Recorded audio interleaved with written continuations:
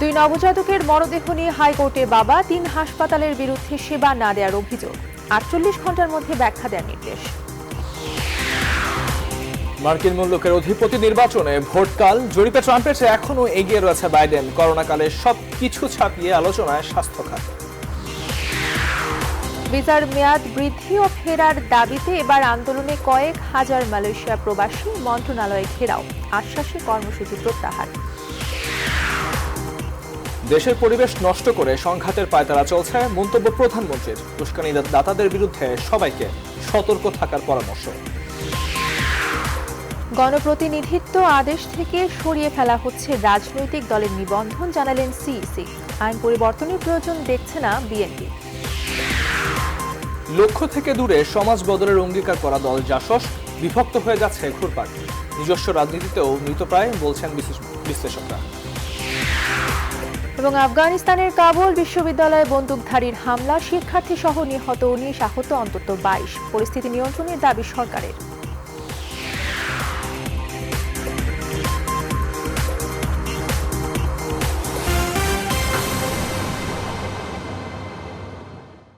Rainbow allrounder exterior paint, বাংলাদেশের আবহাওয়া উপযোগী একমাত্র পেইন্ট। সবাইকে স্বাগত। নিউজ 24 রাত 10টার সংবাদে আপনাদের সঙ্গে আছে আমরা দুজন, আমি তামিমুর রহমান তন্ময় এবং আমি তাসনিমে জান্নাত অর্থী। এতক্ষণ দেখছিলেন সংবাদ শিরোনাম। এবারে পুরো খবর। শুরুতে মার্কিন নির্বাচন প্রসঙ্গ।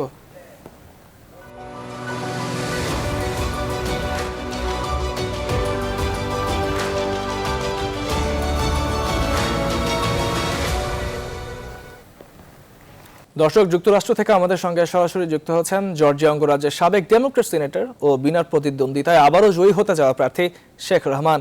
শেখ রহমান, আপনাকে স্বাগত জানাচ্ছি নিউজ 24-এ। আপনার কাছে জানতে চাই, কতটা হাড্ডাহাড্ডি লড়াইয়ের আভাস দিচ্ছে মার্কিন নির্বাচন? কারণ এখন ঘন্টার হিসেবে চলে এসছে, হাতে আর কয়েক ঘন্টা সময় আছে ইলেকশনের। কি দেখতে পাচ্ছেন? It's very competitive. কিছু বলা মুশকিল exactly, but Biden এগিয়ে আছে, no doubt about that. He's ahead of the game right now. Because there's 7টা বা 8টা স্টেটের মধ্যে কম্পিটিশন চলছে এখন। It's up and down. পোলে এখন up and down আছে, very close. Like in Georgia, any thing could happen. So far Biden আমাদের স্টেটে আগিয়ে আছে। গত এক সপ্তাহে কামালা হ্যারিস 2বার এসেছে ওখানে, ডোনাল্ড ট্রাম্প গতকাল এসেছিল ওখানে, আজকে বাইডেন আসছে, মানে প্রেসিডেন্ট ওবামা আসছে এখানে। So all over the country বেশ কয়েকটা স্টেট আছে যেখানে is very competitive. So this election is based on about the COVID, healthcare, civil right, human right, immigrant right. So আমাদের মতন যারা লোক আছে এখানে, immigrant minority is very very excited to go to the poll. Poll কিন্তু এখন গতবারের চেয়ে you're going to be probably somewhere between 30 to 40% more people going to participate. So nobody will know exactly what is going to happen, but I'm cautiously optimistic Biden is going to win this election. No doubt about it in my mind. Sheikh Rahman, আপনার কাছে দ্বিতীয় প্রশ্নটি করতে চাই। আপনি বললেন যে সেখানে যারা মাইনরিটি রয়েছে, অভিবাসী যারা রয়েছেন, তাদের সংখ্যা খুব কম, কিন্তু তারা খুব বেশি এক্সাইটেড এই নির্বাচনটা নিয়ে। তো আপনার কাছে কি মনে হচ্ছে, যারা প্রবাসী রয়েছে, আপনি জানি যে যেখানে রয়েছেন সেখানে প্রবাসী খুবই কম সংখ্যা, তারপরও প্রবাসীরা এই নির্বাচন নিয়ে কি ভাবছে? Because every vote count. আপনাকে মনে করতে হবে একটা ভোটেরও কিন্তু অনেক ক্ষমতা আছে। So when everybody participate, more people participate, Democrats win. That's the reality. আগে যখন আপনার লাস্ট ইলেকশন পর্যন্ত দেখেন, যারাদের বয়স কম 25 থেকে 18 থেকে 29, 30 ইয়ার্স ওল্ড, ওদের পার্টিসিপেশন কিন্তু খুব কম ছিল, মেবি 20 to 25% দ্য ম্যাক্স। এখন দেখা যাচ্ছে 70-75% ওই ক্যাটাগরি বয়সের লোকরা তারা ভোট দিচ্ছে। So lot of people excited, not necessarily খালি ইমিগ্রেন্টরা তো অবশ্যই দিচ্ছে, because this is the fight for their life. This is মানে রেসিজমের দেশে বেড়ে গেছে, ডিসক্রিমিনেশন বেড়ে গেছে লাস্ট 4 ইয়ার্সে। So everybody is excited, specially immigrant যাদের ভোট আছে কম সংখ্যা যদি থাকে, তাদের ভোট যদি পার্টিসিপেশন বেশি হয়, that will gonna till, that could be the winning factor. আপনি হয়তো অল্প কিছু ভোটে জিততে পারে, এই অল্প কিছু ভোট হয়তো মাইনরিটি থেকে আসতে পারে, নো ডাউট অফ দ্যাট। এই জন্য আপনি কোনো ভোটকে আপনি মনে করতে পারেন না যে okay that will not gonna be count. So every vote will gonna count. That's why this election is so important for people like আস। শেখ রহমান, আপনাকে ধন্যবাদ আমাদের সঙ্গে যুক্ত হওয়ার জন্য, এবং আপনাকে শুভকামনা রইল। থ্যাংক ইউ, অ্যাপ্রিশিয়েট, ধন্যবাদ। সময় ঘনিয়ে এসেছে আর কয়েক ঘন্টা পরেই কাঙ্ক্ষিত মার্কিন নির্বাচন। ভোটের জন্য যুক্তরাষ্ট্রের এক প্রান্ত থেকে আরেক প্রান্তে ছুটে চলেছেন দুই প্রার্থী ডোনাল্ড ট্রাম্প এবং জো বাইডেন। শেষ দিনে কৃষ্ণাঙ্গ ভোটারদের কেন্দ্রে নিয়ে আসতে জোর চেষ্টা চালাচ্ছেন জো বাইডেন। প্রতিশ্রুতি দিয়েছেন বর্ণবাদ অবসানে।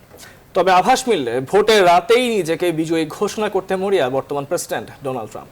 এরই মধ্যে নিবন্ধিত ভোটারের মধ্যে প্রায় 60% বেছে নিয়েছে তাদের পছন্দের প্রার্থীকে। তবে আগামীকালের ভোটের মাধ্যমেই আসবে মূল রায়, কার হাতে উঠছে হোয়াইট হাউসের চাবি। মাসুদ জানার এক্সপোর্ট। আগামীকাল অনুষ্ঠিত হতে যাচ্ছে যুক্তরাষ্ট্রের প্রেসিডেন্ট নির্বাচন। তবে এরই মাঝে প্রিয় প্রার্থীকে নির্ধারণ করে ফেলেছে প্রায় 10 কোটি ভোটার। যুক্তরাষ্ট্রের ইতিহাসে গেল 100 বছরের মধ্যে এবারই সর্বোচ্চ সংখ্যক আগাম ভোটের ইতিহাস সৃষ্টি হতে যাচ্ছে। নেচে গিয়ে শেষ প্রচারণায় ব্যস্ত ট্রাম্প। রোববার মিশিগান, ফ্লোরিডা সহ মোট 5টি সুইং স্টেটের সমাবেশে অংশ নেন তিনি। শেষ দিনের প্রচারে আরও 5টি রাজ্যে অংশ নেওয়ার কথা রয়েছে, যেগুলোর ফলের উপর নির্ভর করছে হোয়াইট হাউসের দখল। ক্ষমতাসীন এই রিপাবলিকান প্রেসিডেন্টের লক্ষ্য মঙ্গলবার রাতে যদি এগিয়ে থাকার আভাস পান, তাহলে আনুষ্ঠানিকভাবে ফল জানানোর আগেই তিনি নিজেকে বিজয়ী বলে ঘোষণা দিবেন। আজ বাইডেন ঘুমন্ত। আমেরিকানরা ঘুমন্ত প্রেসিডেন্ট চান না। আমি আপনাদের ভোট দিতে বলছি। রিপাবলিকানদের একটি ভোট দেয়া হচ্ছে যুক্তরাষ্ট্রের স্বপ্ন বাঁচানোর ভোট। রিপাবলিকানকে ভোট দিয়ে মঙ্গলবার আপনি দুর্নীতিগ্রস্ত ডেমোক্র্যাটদের রুখে দিতে পারেন। এদিকে জয় পেতে মরিয়া বাইডেন। নির্বাচনের ঠিক আগ মুহূর্তেও প্রেসিডেন্ট ডোনাল্ড ট্রাম্পের থেকে গুরুত্বপূর্ণ 4 অঙ্গরাজ্যে বেশ এগিয়ে রয়েছেন ডেমোক্রেটিক এই প্রার্থী। রোববার ফিলাডেলফিয়া সমাবেশে অংশ নেন বাইডেন। এ সময় তিনি এবারের নির্বাচনে বিজয়ী হলে বর্ণবাদ অবসান করবেন বলে ঘোষণা দেন। আমরা আজ কৃষ্ণাঙ্গদের অধিকারে কাজ করছি, আর নির্বাচনের পর বর্ণবাদ সহ বিভিন্ন বৈষম্য বিলুপ্ত করতে চাই। মার্কিন নির্বাচনে শুধু ভোট বেশি পাওয়াই যথেষ্ট নয়। হোয়াইট হাউসের চাবি পেতে হলে জিততে হবে ইলেকট্রাল কলেজে। সুইং স্টেটের অঙ্গরাজ্যগুলোতে প্রতিদ্বন্দ্বিতা ধরে রেখেছে ট্রাম্প, আর এই ক্ষেত্রে গুরুত্বপূর্ণ অঙ্গরাজ্যগুলোতে হাড্ডাহাড্ডি লড়াইয়ের আভাস পাওয়া যাচ্ছে। মাসুদ রানা, নিউজ 24।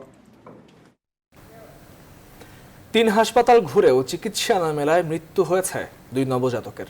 বিচার পেতে তাদের লাশ নিয়ে হাইকোর্টে উপস্থিত বাবা আবুল কালাম।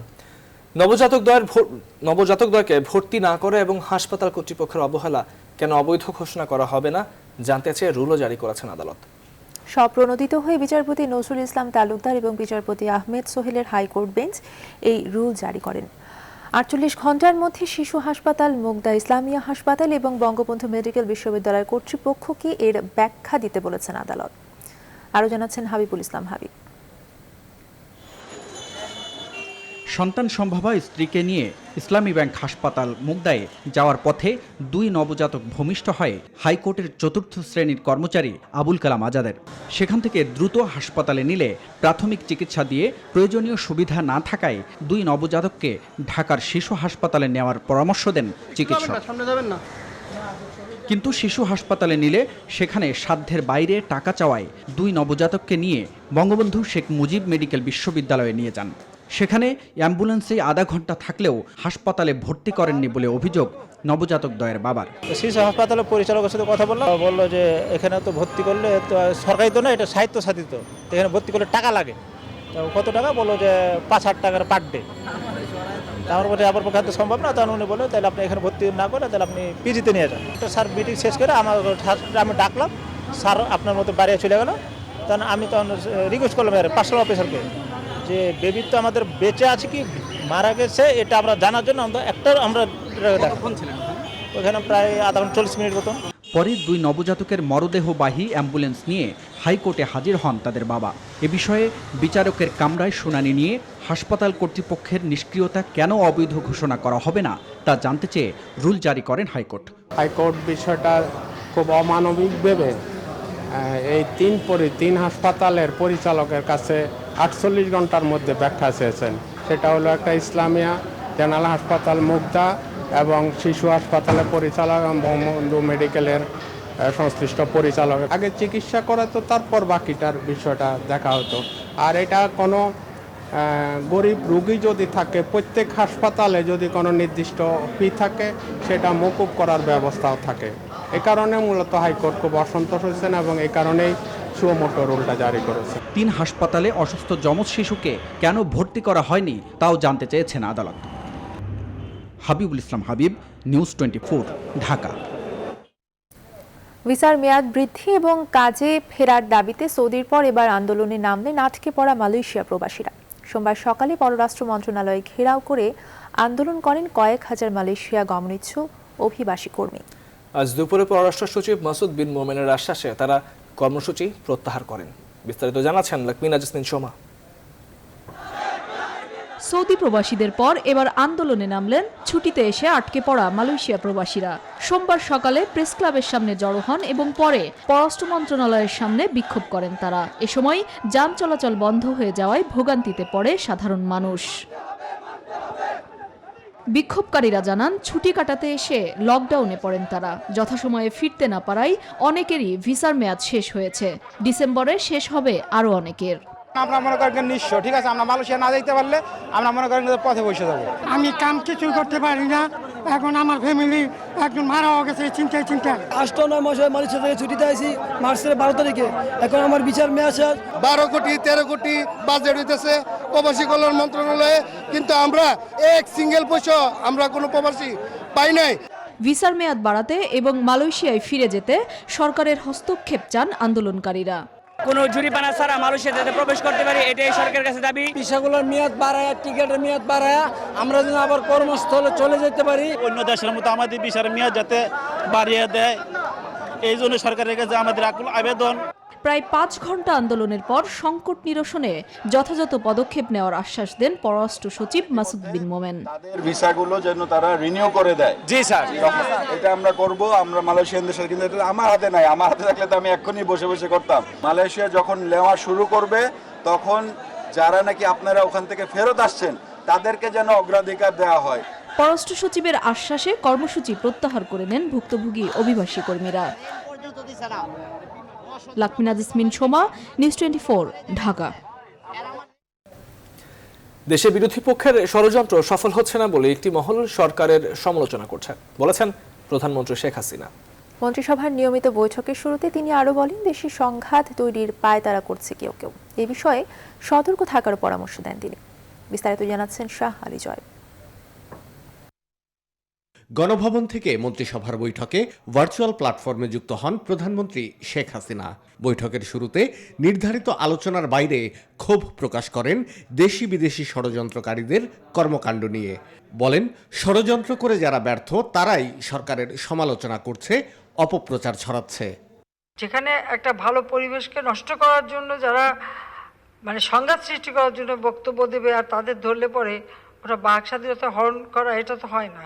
কিন্তু আছে একটা শ্রেণী তো আছে যাদের এই ধরনের সমাজকে ক্ষতিগ্রস্ত করা বা একটা গভর্নমেন্টকে ক্ষতিগ্রস্ত করা বা মানুষের জীবন নিয়ে তাদের চিন্তা নেই, চিন্তাটা ওখানেই। তাদের তো অন্য একটা উদ্দেশ্য থাকে, যে ষড়যন্ত্রটা থাকে, যেটা যখন সফল করতে পারে না তখনই সমালোচনা মুখর হয়।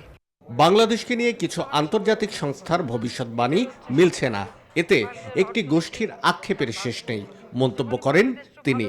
আন্তর্জাতিক সংস্থাগুলি যা যা তাদের ভবিষ্যৎবাণী করেছে সেটা ঠিক হচ্ছে না, বাংলাদেশ তাতে বেশি আগায় যাচ্ছে, এটা তাদের হয়তো পছন্দ হবে না।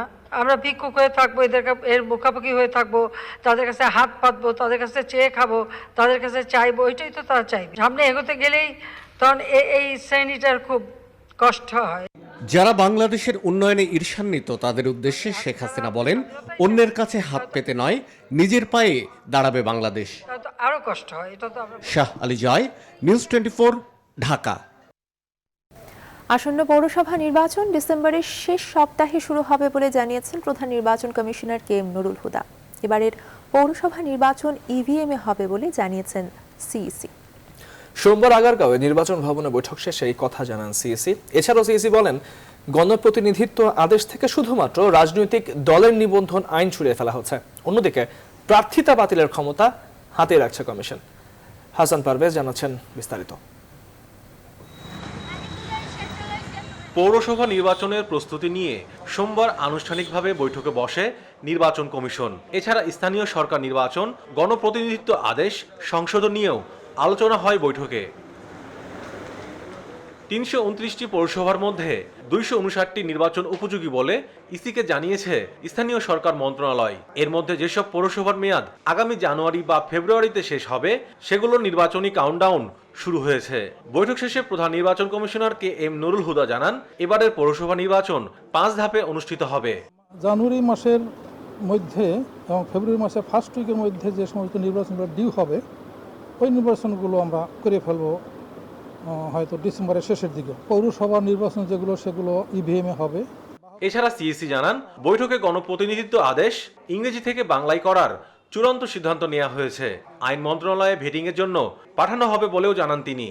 স্থানীয় সরকার প্রতিষ্ঠানের অনেকগুলো ক্ষেত্রে উপজেলা পরিষদের পৌরসভার এগুলোর ক্ষেত্রে পলিটিক্যাল পার্টির নমিনেশন আসে, সেটা RPO-তে এটা অ্যাডজাস্ট করা যায় না। এই সমস্ত কারণে আমরা প্রস্তাব করেছি যে এটাকে আমরা আলাদা একটা আইন করব। তবে যদি সরকার মনে করে যে না ওটাও আলাদা আইন করার দরকার নেই, তাহলে আমরা আবার মূল আইনের মধ্যে RPO-র মধ্যে সেটা সম্পৃক্ত করা যাবে। ফেব্রুয়ারির প্রথম সপ্তাহ পর্যন্ত পৌরসভা, জেলা পরিষদ, ইউনিয়ন পরিষদের যেসব নির্বাচন প্রয়োজন হবে সেগুলোও অনুষ্ঠিত হবে। হাসান পারভেজ, নিউজ 24, ঢাকা। ক্ষমতাসীনদের সুবিধা দিতে স্থানীয় সরকার নির্বাচন এগিয়ে এনে EVM এ ভোট গ্রহণের দুরভিসন্ধি করছে নির্বাচন কমিশন, এমন অভিযোগ করেছে বিএনপি। দলের মহাসচিব মির্জা ফখরুল ইসলাম আলমগীর এই অভিযোগ করে বলেছেন, এই কমিশনের কাজই সরকারি দলকে সহযোগিতা করা। সোমবার দলের চেয়ারপারসনের গুলশান কার্যালয়ে সংবাদ সম্মেলনে এসব কথা বলেন তিনি। বিদ্যমান আইন পাশ কাটিয়ে করোনা মহামারীর এই সময়ে স্থানীয় সরকার নির্বাচনের নতুন আইন করার সিদ্ধান্ত অযৌক্তিক বলেও মনে করে দলটি। আইন থাকা সত্ত্বেও তাদেরকে একীভূত করে চলমান করোনা সংকটকালে প্রস্তাবিত স্থানীয় সরকার প্রতিষ্ঠান নির্বাচনী আইন 2020 প্রণয়নের এই অপ্রয়োজনীয় অযৌক্তিক উদ্যোগ থেকে নির্বাচন কমিশন বিরত থাকবে। কিছুটা নিয়ম ভঙ্গ করে যেটা জানুয়ারিতে হওয়ার কথা সেগুলোকে তারা ডিসেম্বরের আগে করতে যাচ্ছে। এটার উদ্দেশ্য আছে যে তারা এই করোনার যে আপনার একটা ভয়াবহতা আবার নতুন করে সৃষ্টি হয়েছে, দ্বিতীয় ধাপে এসেছে, এই সময় নির্বাচন করার অর্থই হচ্ছে যে আপনার জনগণের অংশগ্রহণ হবে না। জনগণ যেন অংশগ্রহণ না করে এটাও তার একটা তারা চাচ্ছে। সমাজ বদলের অঙ্গীকার নিয়ে স্বাধীনতার পরপরই জাতীয় সমাজতান্ত্রিক দল জাসদের জন্ম। 48 বছরে কতটুকু সমাজ বদলে দিতে পেরেছে তারা। লেখক ও গবেষক মহিউদ্দিন আহমেদ বলছেন, মূল লক্ষ্য থেকে জাসদ এখন অনেক দূরে বিভক্ত হয়ে ক্ষমতার চারপাশে ঘুরপাক খাচ্ছে। তবে জাসদের একাংশের সভাপতি হাসানুল হক ইনু দাবি, সমাজতন্ত্র প্রতিষ্ঠার লক্ষ্যে এখনো অবিচল তারা। তবে রাজনৈতিক বিশ্লেষকরা বলছেন, জাসদের নিজস্ব রাজনীতিও মৃতপ্রায়। আশিকুর রহমান শ্রাবণের প্রতিবেদনে বিস্তারিত। 1972 সালের 31 অক্টোবর জাসদের আত্মপ্রকাশ। লক্ষ্য ছিল বৈজ্ঞানিক সমাজতন্ত্র। প্রতিষ্ঠার 8 বছরের মাথায় প্রথম ভাঙে জাসদ। আসম আব্দুর রবের নেতৃত্বে জন্ম নেয় নতুন দল বাসদ। এখন দলটির 3 টুকরো, কেউ আওয়ামী লীগের মিত্র, আবার কেউ বিএনপির। লেখক ও গবেষক মহিউদ্দিন আহমেদ বলছেন, মূল লক্ষ্য আগেই হারিয়েছে জাতীয় সমাজতান্ত্রিক দল। জাসদ ভেঙে গেছে। একটা আদর্শিক রাজনীতি না থাকলে সব দলই ভাঙে। ব্যক্তিকেন্দ্রিক, আপনি ব্র্যাকেটে দেখবেন নাম, জাসদ আম্বিয়া গ্রুপ, জাসদ ইনু গ্রুপ, জাসদ রব গ্রুপ। তো বাংলাদেশের সুপার সব হচ্ছে আওয়ামী লীগের বিএনপি, আর তার কক্ষপথে এই ঘুরপাক খাচ্ছে এই ছোট ছোট মুদির দোকানগুলো। সোজা কথায় বলা যায় এরা হচ্ছে এখন ক্ষমতার উচ্ছিষ্ট ভোগী। তার ব্যাখ্যা, বিভক্তি নিয়ত ছিল জাসদের। যেহেতু এককভাবে নিজেদের অস্তিত্ব বজায় রাখাটা একেবারে অসম্ভব এখন, এই জন্য তারা বড় দলগুলোর উপগ্রহ হয়ে চারিদিকে ঘুরছে তারা। এটাই সম্ভবত এটাই নিয়তি ছিল। এদিকে হাসানুল হক ইনুর দাবি, হয়তো ব্যক্তিগত হিসেব নিকেশ মেলাতে না পেরেই অনেকে জাসদ ছেড়েছেন। দেখুন, সামরিক শাসনের ঝাপটায় বাংলাদেশের রাজনৈতিক অঙ্গন বিপর্যস্ত হয়ে গিয়েছিল। সেই ঝাপটায় যারা টিকে থাকতে পারেনি এবং ব্যক্তিগত হিসাব নিকাশ মিলাতে পারেনি, তারাই জাসদ থেকে বেরিয়ে চলে গিয়েছে। ইনু বলেন, জাসদ এখনো প্রাসঙ্গিক এবং মূল পথেই আছে। জাসদ আওয়ামী লীগের ঐক্য কোনো ব্যক্তির ঐক্য না, বা কোনো দলীয় স্বার্থ উদ্ধার করার ঐক্য না। এই ঐক্যটা জাতীয় স্বার্থ সামনে নিয়ে করা হয়েছে। সুতরাং যারা আমাদের বলছেন যে ব্যক্তি স্বার্থ চরিতার্থ করার জন্যে আমরা বড় দলের সঙ্গে ঐক্য করেছি, তারা কার্যত এই ঐক্যের বিরুদ্ধে, তারা আওয়ামী লীগের বিরুদ্ধে, মুক্তিযুদ্ধের চেতনার বিরুদ্ধে, তারা কার্যত রাজাকারের পক্ষে ওকালতি করছে। আর রাজনৈতিক বিশ্লেষকরা বলছেন, কেউ ক্ষমতার কাছাকাছি থেকে আবার কেউ বিরোধী শিবিরে যোগ দিয়ে জাসদকে টিকিয়ে রাখার চেষ্টায় আছেন। আর 3 ভাগই সমাজতন্ত্রের অসাম্যের স্বপ্ন দেখছে। আশিকুর রহমান শ্রাবণ, নিউজ 24, ঢাকা। ফ্রান্সে মহানবী হজরত মোহাম্মদ সাল্লাল্লাহু আলাইহি সাল্লামের অবমাননার প্রতিবাদে ঢাকায় বিক্ষোভ সমাবেশ করেছে হেফাজত ইসলাম বাংলাদেশ। সমাবেশে সংগঠনের মহাসচিব আল্লামা জুনায়েদ বাবুনগরী বলেছেন, ফ্রান্সের প্রেসিডেন্টকে ক্ষমা চাইতে হবে।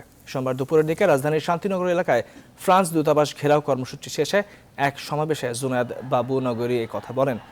এর আগে সকালে জাতীয় মসজিদ বাইতুল মোকাররমের উত্তর গেটে বক্তব্য দেন তিনি। বলেন, বিশ্বনবী হজরত মোহাম্মদ সাল্লাল্লাহু আলাইহি ওয়াসাল্লামকে অবমাননার জন্য ফ্রান্সের প্রেসিডেন্টকে মুসলিম বিশ্বের কাছে প্রকাশ্যে ক্ষমা চাইতে হবে। সমাবেশ থেকে মহানবীকে অবমাননার প্রতিবাদে বাংলাদেশের জাতীয় সংসদে ও নিন্দা প্রস্তাব গ্রহণ করার আহ্বান জানানো হয়।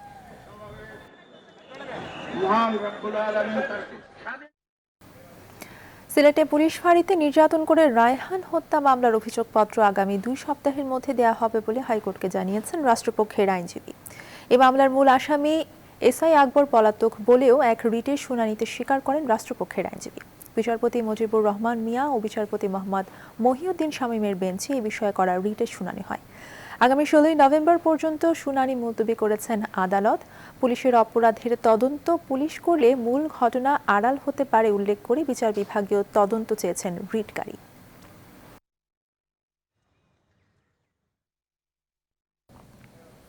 ক্যাসিনো কাণ্ডে আলোচিত ঠিকাদার জিকে শামীম সহ 8 আসামির বিরুদ্ধে অর্থ পাচার মামলায় অভিযোগ গঠনের শুনানি পিছিয়ে 10 নভেম্বর দিন ধার্য করেছেন আদালত।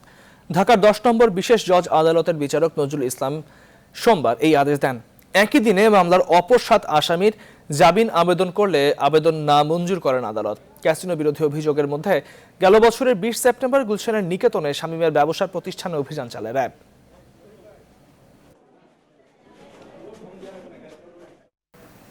দেশের বর্তমান করোনা পরিস্থিতি সন্তোষজনক হলেও আত্মতুষ্টিতে না ভুগে স্বাস্থ্যবিধি মেনে চলার নির্দেশনা দিয়েছেন প্রধানমন্ত্রী শেখ হাসিনা।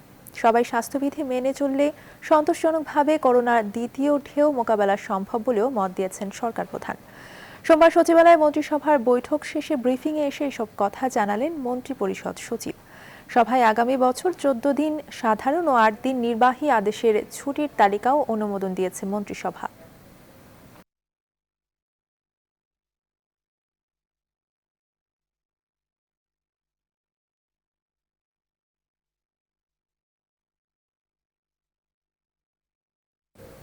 করোনা মহামারীর মধ্যে নতুন আতঙ্ক হিসেবে দেখা দিয়েছে ডেঙ্গু। মৌসুম পেরিয়ে হঠাৎ বাড়তে শুরু করেছে আক্রান্তের সংখ্যা। প্রতি বছর বর্ষা শেষে মশাবাহিত এই রোগের প্রকোপ কমতে শুরু করে, কিন্তু এবার বর্ষার পর প্রাণঘাতী রোগটি বেশি দেখা দিচ্ছে। অক্টোবরে 163 জন ডেঙ্গু আক্রান্ত হওয়ার খবর মিলেছে। বিস্তারিত জানাচ্ছেন হাসান পারভেজ। সাধারণত জুন থেকে সেপ্টেম্বর পর্যন্ত ডেঙ্গুর প্রকোপ বেশি থাকে। গত বছর জুনেই ঢাকায় ব্যাপকভাবে ডেঙ্গুর প্রকোপ শুরু হয়। জুলাই ও আগস্টে এই রোগীর সংখ্যা অন্যান্য বছরের তুলনায় রেকর্ড গড়ে। পরে সেপ্টেম্বর অক্টোবর থেকে ডেঙ্গু আক্রান্তের সংখ্যা কমতে শুরু করে। কিন্তু চলতি বছর বর্ষাকাল পার হয়ে অক্টোবরের শেষে এসে হঠাৎ করেই আশঙ্কাজনক হারে বাড়ছে ডেঙ্গু আক্রান্তের সংখ্যা। স্বাস্থ্য অধিদপ্তরের তথ্য অনুযায়ী জানুয়ারি থেকে অক্টোবর পর্যন্ত সারা দেশে ডেঙ্গু রোগে আক্রান্ত হয়ে হাসপাতালে ভর্তি হয়েছেন 627 জন। আর অক্টোবর মাসে 163 জন ডেঙ্গু আক্রান্ত হয়ে হাসপাতালে ভর্তি হয়েছেন। গত 10 দিনে দৈনিক ভর্তি রোগীর সংখ্যা বেড়েছে।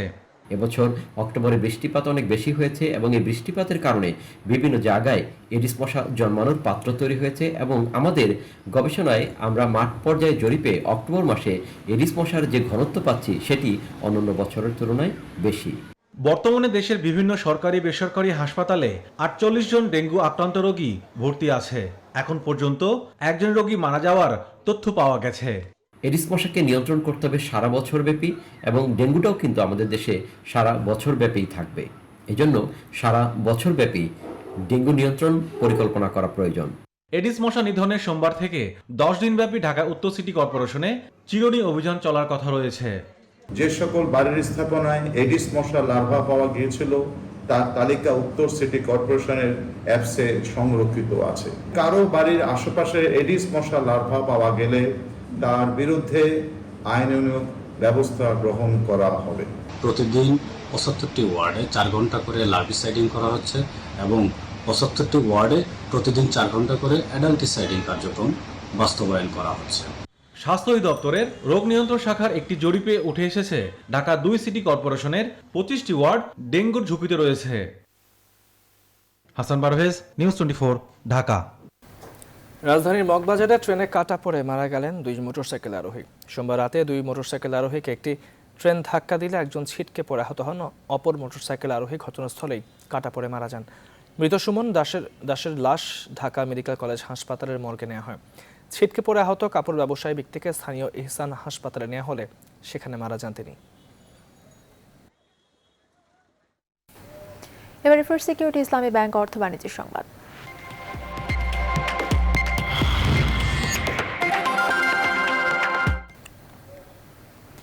উৎপাদনের পথে আরও এক ধাপ এগোলো বসুন্ধরা বিটুমিন প্ল্যান্ট। ৪,০০০ মেট্রিক টন ক্রড অয়েলবাহী জাহাজ পৌঁছালো প্ল্যান্ট জেটিতে। এভাবে প্রথম পর্যায়ের উৎপাদনের জন্য ৭১,০০০ মেট্রিক টন ক্রড অয়েল পর্যায়ক্রমে পৌঁছাবে কেরানীগঞ্জের পানগাঁওয়ে নির্মিত বসুন্ধরা বিটুমিন প্ল্যান্টে। আর কর্তৃপক্ষ বলছেন চূড়ান্ত প্রস্তুতি শেষে আগামী ৩ সপ্তাহের মধ্যেই শুরু হবে উৎপাদন। খুব শিগগিরই বাজারে আসবে ব্যবহার উপযোগী মানসম্পন্ন বিটুমিন। সজল দাস জানাচ্ছেন বিস্তারিত। স্বপ্ন নিয়ে আসছে জাহাজ, ৪,০০০ মেট্রিক টন ক্রুড অয়েলবাহী জাহাজ, যা থেকে দেশেই তৈরি হবে মানসম্মত বিটুমিন। বসুন্ধরা বিটুমিন প্ল্যান্ট সড়ক নির্মাণে অতি গুরুত্বপূর্ণ বিটুমিন উৎপাদনে বেসরকারি পর্যায়ে দেশের প্রথম প্রতিষ্ঠান। যে লক্ষ্যে কেরানীগঞ্জের পানগাঁওয়ে বুড়িগঙ্গার কুল ঘেঁষে তৈরি হয়েছে বিশাল প্ল্যান্ট। বিটুমিনের মূল যে কাঁচামাল ক্রুড অয়েল, সেখান থেকেই কিন্তু আমরা বিটুমিন তৈরি করব। অর্থাৎ মূল কাঁচামাল এনে সেই কাঁচামাল থেকেই আমাদের প্রোডাক্ট আসবে এবং সেটা কাস্টমারের বিভিন্ন সময়ের প্রয়োজন অনুযায়ী টেইলর করা হবে। সোমবার প্ল্যান্ট জেটিতে ভেড়ে ৪,০০০ মেট্রিক টন ক্রুড অয়েলবাহী প্রথম জাহাজ। পর্যায়ক্রমে ৭১,০০০ মেট্রিক টন ক্রুড অয়েল পৌঁছাবে কদিনের মধ্যেই।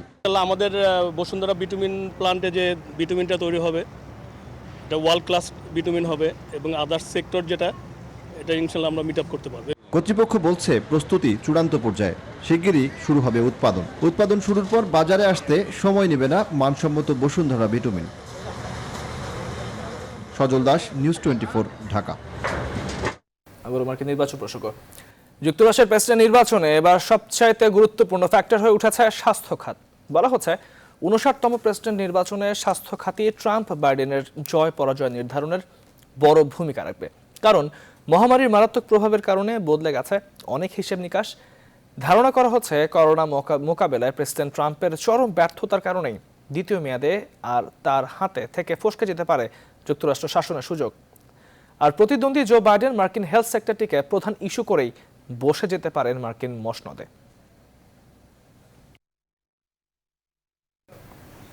আফগানিস্তানের কাবুল বিশ্ববিদ্যালয়ে এক বন্দুকধারীর হামলায় অন্তত ১৯ জন নিহত হয়েছেন।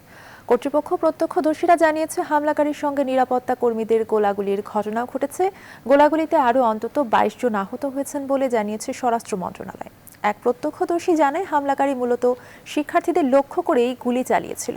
এমন সময় হামলা চালানো হয়েছে যখন ইরানি রাষ্ট্রদূত ওই বিশ্ববিদ্যালয়ে আয়োজিত একটি বইমেলা পরিদর্শনে গিয়েছিলেন। তবে এই হামলার পেছনে তালেবানদের কোনো ভূমিকা নেই বলে জানিয়েছেন তারা। এবারে নিউজ 24 স্পোর্টস। বিসিবির হাই পারফরমেন্স ইউনিটের ২ দিনের প্রস্তুতি ম্যাচে সেঞ্চুরি করেছেন যুব বিশ্বকাপ জয়ী অধিনায়ক আকবর আলী। নতুন কোচ টবি র্যাডফোর্ডের অধীনে অনুশীলনের অংশ হিসেবে টিম এ ও বি ২ গ্রুপে ভাগ হয়ে লড়েছে এইচপি ইউনিট। মিরপুর শেরেবাংলা স্টেডিয়ামে টস হেরে এদিন ব্যাটিংয়ে নেমে ৭ উইকেটে ৪০৩ রান সংগ্রহ করে আফিফ হোসেনের টিম এ। দলের পক্ষে সর্বোচ্চ ১৩৬ রানের ইনিংস খেলেন আকবর আলী। ৬ রানের জন্য সেঞ্চুরি মিস করেছেন ওপেনার শাহাদাত হোসেন। এছাড়াও ৫০-এর কোটা পার করেছেন শামীম পাটোয়ারি।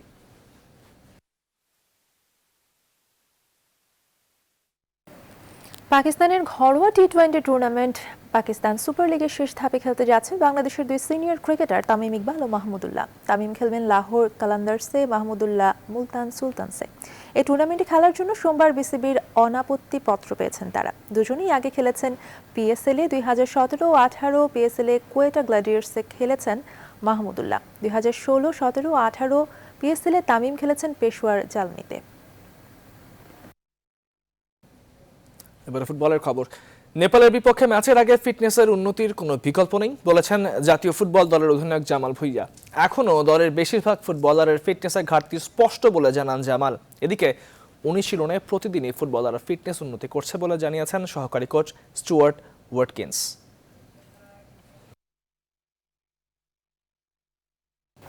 শেষ করব রাত 10টার সংবাদ, তবে তার আগে শিরোনামগুলো আরো একবার।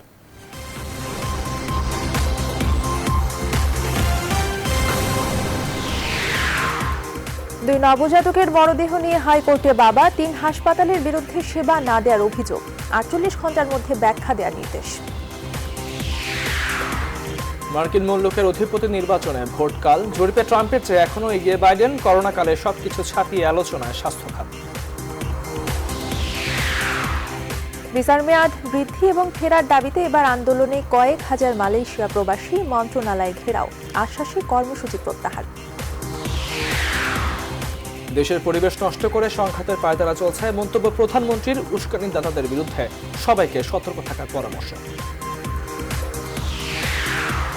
গণপ্রতিনিধিত্ব আদেশ থেকে সরিয়ে ফেলা হচ্ছে রাজনৈতিক দলের নিবন্ধন, জানালেন সিইসি। আইন পরিবর্তনের প্রয়োজন দেখছে না বিএনপি। লক্ষ্য থেকে দূরে সমাজ বদলের অঙ্গীকার করা দল জাসদ বিভক্ত হয়ে যাচ্ছে, খাচ্ছে ঘুরপাক নিজস্ব রাজনীতি ও মৃতপ্রায় বলছেন বিশ্লেষকরা। এবং আফগানিস্তানের কাবুল বিশ্ববিদ্যালয়ে বন্দুকধারীর হামলা, শিক্ষার্থী সহ নিহত 19, আহত অন্তত 22, পরিস্থিতি নিয়ন্ত্রণের দাবি সরকারের। দর্শক, শেষ করছে এখনকার নিউজ 24 সংবাদ। আবার এতক্ষণ সঙ্গে থাকার জন্য ধন্যবাদ সবাইকে।